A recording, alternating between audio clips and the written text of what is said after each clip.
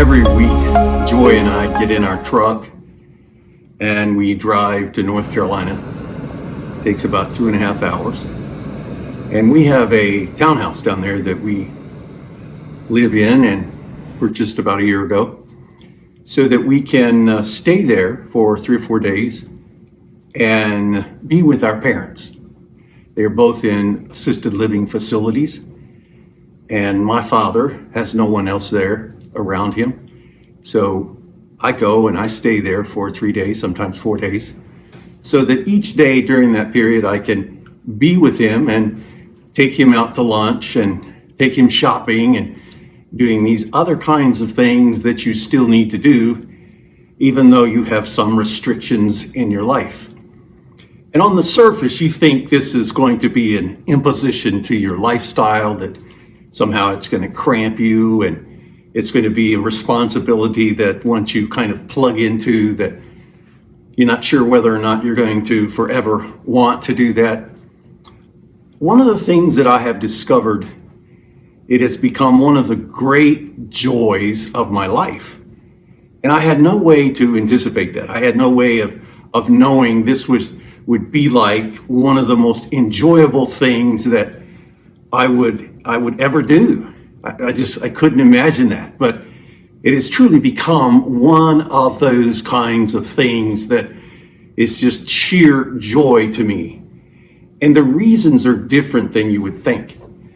So much of my life, I was not exposed to my father in a way that allowed him to just open up and talk about his life. I left home when I was 16 and went to a boarding school that was about 1,000 miles away. And so from the time that I would have maybe asked questions about those kind of things, I wasn't there. And he started traveling when I was 13, and he traveled literally across the country each and every week. And then eventually he traveled really just globally. So I didn't have a lot of exposure to him in that way. And it has given me the most incredible opportunity for him not to know that he is, to talk about his life in a way that I've never heard, things I never knew, particularly those kinds of things that are not a part of the moment as you're growing up, and that means from his childhood. And the stories that I've heard from his childhood are just incredible. Growing up in Kentucky, rural Kentucky, what we would think of as a part of Kentucky where there wasn't a lot of development, and I was there about 10 years ago, and there's still not a lot of development. What it was like to grow up there, what it was like to grow up with not having an automobile, not having electricity, not having running water, and living in a house that was heated by a Franklin stove and attending a one-room schoolhouse. I had no idea what these things were like. I just sort of heard these anecdotal references to them now and then, but I never walked to school with him. I never walked home with him. I never stood behind a plow that was being pulled by 2 mules. Can you imagine that? I just had no way of imagining those kinds of things until I had this kind of time with my dad. A kind of time where he can open up and talk about things that he remembers that it seemed to him that nobody would be interested in, but I mean, I hang on every single word. He was 9 years old, and in this rural community of Eastview, Kentucky, there was virtually nothing in the way of excitement. There was no drive-in, there was no drugstore. There was this one-room schoolhouse, and there was one of those stores that I guess every community had. That was the post office, it was the center, it was where you purchase things, and that was about it. And then there were churches. But in this town, one summer when he was 9 years old, there all of a sudden was this commotion about a tent meeting that was coming to this community. Now, my father was not, they were not religious people. They were just hardworking, honest people, but they were not religious. They did not go to church or make any kind of spiritual investment in themselves or their children. But my father was excited, you see, about this big tent that was being put up. I mean, just here it is in this field. And they're inviting people to come at nighttime to this revival meeting. Well, it didn't matter if you were religious or not. It was something to be a part of. And my father said that he would walk to this tent meeting, and he said it was exciting. It was so exciting, all of these people. And the floor in there was sawdust, and they had these naked light bulbs hanging up, and they had a PA system. I mean, it was really something. And each night, people would gather in. He said underneath the tent, there would be the women and the children, and the men would sit outside around these, or on the cars. They would sit on the hoods of the cars and kind of talk back and forth. But they didn't come under the tent. And he said this guy named Rupert Goodman would get up and preach. And he said the second night, he said it felt like that he was the only person there as this 9-year-old boy. And he said it was as if Rupert Goodman was preaching straight at him, just straight at him. That he knew him, that he'd followed him around and saw him. And he said he felt that way. And then he gave this time to respond, to come forward. And he said he was standing there. And all of a sudden, he said he felt a hand on his shoulder, and he looked up, and it was a soldier from Fort Knox, Kentucky. And he said, "Sonny, would you like to go forward?" And my dad shook his head that he would. And the soldier went with him. And that night, my dad gave his heart to Jesus, and that would change him as a 9-year-old boy for the rest of his entire life. My dad said that night as he was walking home from the tent revival, he said it was like he was walking on air. There was just something about it that had just transformed him inside. And of course, when he gets home, he wants to tell everybody, and they don't really know what it is that he's talking about, but they're not in any way discouraging. They just, they don't understand. But my father has virtually never gone to church. He's never been a part of a church.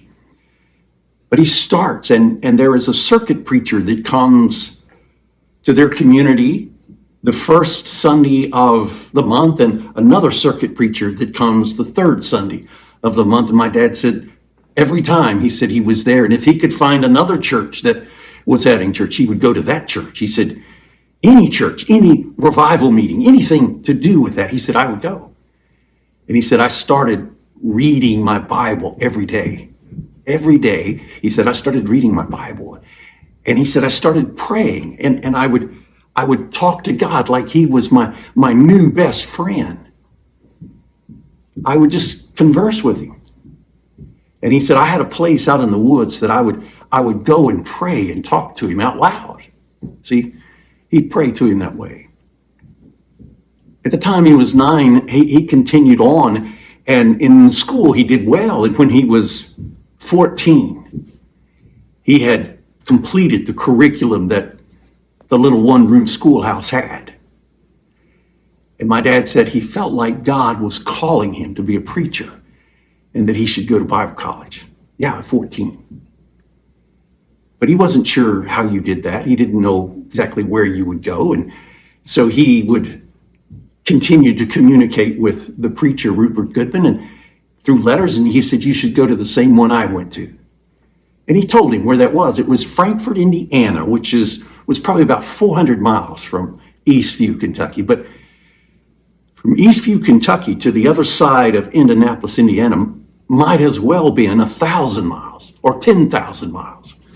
Might as well have an ocean in between, because he said that's just how remote it was for him to think about going to a Bible college that was 400 miles away.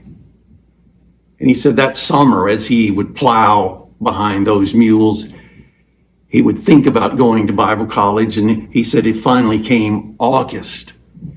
And And you start the school, you start the college in September, and he still had not made any kind of plans or arrangement except to pray about it. And he told his mom, you know how boys sometimes can have conversations with their mothers about things in their life they can't have with anybody else. And his father was considerably older. He was 14. And I think my grandfather probably would have been about 50, 55 years old at that time. He was a kind man, but a stern man, if you know what I mean. He wasn't somebody that was necessarily easy to talk to. He was pretty serious about life. As a farmer, as a husband, as a father, and all of these things, it was hard. And my grandmother, Polly, said to my dad, well, you need to talk to your father about going to Bible college. He said, well, I don't know. I don't know. She said, you just talk to your dad about going to Bible college. And he said, here they are in August. And he still hasn't said anything. And he said, he kind of one night gets the nod at the table from his mother that this would be a good time to bring it up. And he's sitting down at the other end, and his father's at the other end, eating and not saying anything. I'm not sure why. I guess you didn't talk at the table. But he speaks to his father, and it's kind of like, yes, son, what is it? He said, well, he said, I'm a Christian. He said, yeah. He said, and son, we admire the way that you are. And just, kind of continued on. And he said, well, Dad, he said, I feel like that God has called me to be a preacher. I assume that his dad's just kind of nodding, listening. And he said, in order to do that, he said, I need to go away to Bible college, except he said, I don't have any money to go to Bible college on. And my dad said, for the first time in his life, he saw tears running down his dad's face. And I assume his lips kind of quiver, and he looks up at my dad and he said, son, if you feel like that God is calling you to be a preacher and you want to go to Bible college, he said, if we have to sell every cow on this farm, he said, we'll do it to send you to college. And he said, from that night on, everything was focused on getting my dad to that Bible college. I have right here this, I don't know if you can see this big old brown leather suitcase that my grandmother, Polly, ordered from the Sears and Roebuck catalog for him to go away to college with. You know how moms are. And she said, or he said that she got this suitcase and put clothes and all of these different things. And he said the day drew closer and closer when he would go to Elizabethtown and catch the train to Louisville. And then from Louisville to Indianapolis, and from Indianapolis to Frankfurt. And he said he can remember that day, catching the bus at Eastview, at that store, and riding it to the bus to the train station in Elizabethtown, and then standing on that platform with this suitcase and getting on that train on that day, and starting the rest of his life and the man he would become. Eastview, Kentucky, all the way to Bible college, and then spent the rest of his life preaching the gospel to everybody he encountered, and he still does that. He still does it.